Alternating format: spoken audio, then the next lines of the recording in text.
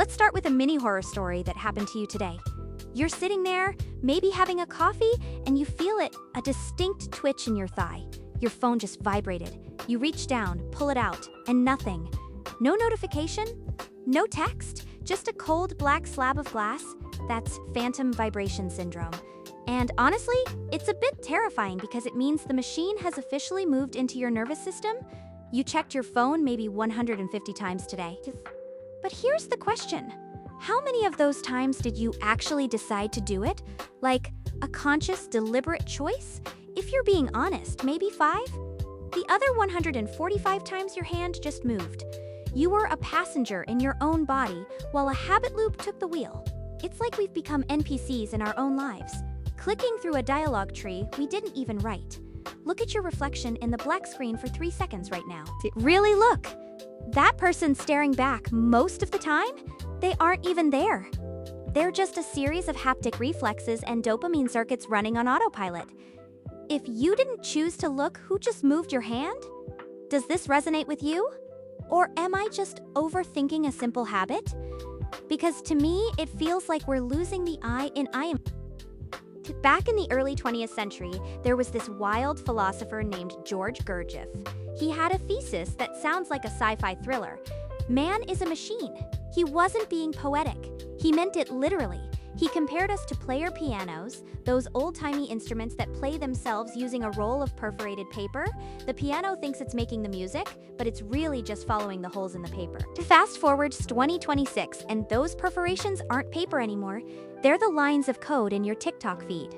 Gurdjieff called this mechanicality. Everything we do, every good morning, every angry tweet is just a pre-programmed response to an external stimulus. Someone cuts you off in traffic? The rage script runs, a notification pops up.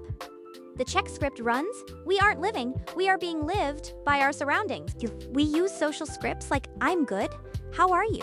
As a macro to avoid actually having to be present. It's efficient, sure, but it's eerie. We've turned the attention economy into a giant Skinner box, and we're the pigeons pecking at the screen. Gurdjieff's warning was simple. A machine cannot do anything. Things just happen to it. And if you're just a collection of reactions, are you even a person yet? Or are you just a very sophisticated biological algorithm? This is the part that completely blew my mind. Gurdjieff student P.D. Uspensky took it even further. He said the reason we can't control our mechanical nature is that there is no single you. We have this grand illusion that we are a unified, stable personality. But Uspensky says you're actually a collection of multiple Think of your consciousness like a web browser with 50 tabs open. Because he wants to be productive is a completely different tab from the I that wakes up and hits snooze 5 times. The snooze didn't make the promise, so he feels no obligation to keep it. We are a crowd of conflicting wants all shouting for the refresh button. This is why you can swear you'll start a diet on Monday and be halfway through a pizza by Tuesday night. It's not that you're weak, it's that the person who made the promise isn't the person currently eating the pizza. We have no permanent will because the pilot in the cockpit changes every 5 minutes. It's existential whiplash. We spend our lives in a psychological trance, moving from one browser tab to the next, never realizing the window is empty. It's uncomfortable to admit you're a crowd, not a person. But it's also freeing because it finally explains why we're so damn inconsistent. So how do we hack the machine? Gurdjieff didn't just give us the bad news, he gave us the life hack of the century. It's called self-remembering, but I like to call it the 3-second firewall. It's dead simple, but incredibly hard. Next time your phone pings, wait exactly 3 seconds. Don't touch it, just look at it. In those 3 seconds, you're inserting a conscious lag into the stimulus response circuit. You're catching the machine in the act. Another trick? Somatic anchoring. Right now, try to feel the weight of your feet on the floor and your breath moving in your chest at the same time. Try to keep that dual attention while you listen. It's like splitting your focus to prove there's a user behind the screen. Gurdjieff used to tell his students to stop at random intervals to freeze their bodies and observe the exact thought playing in their heads. When you catch yourself in a scripted argument or a mindless scroll, just freeze. That split second of disorientation, that's the machine glitching. And in that glitch, for a tiny moment, you're actually awake.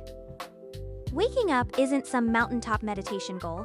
It's a series of small rebellious pauses in a world designed to keep you clicking. Here's the ultimate takeaway. The 2026 attention economy doesn't just want your time. It wants your mechanicality. It wants you to be predictable because predictable things are profitable.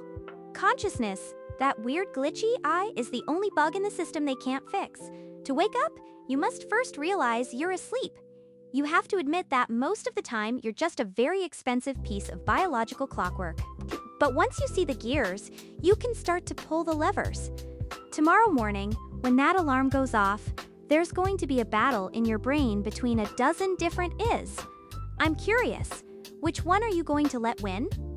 Are you going to let the machine hit snooze, or is the you that made the plan actually going to show up? I'd love to hear if you've ever caught your machine in the act.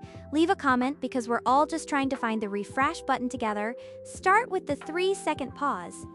Break the circuit before the circuit breaks you.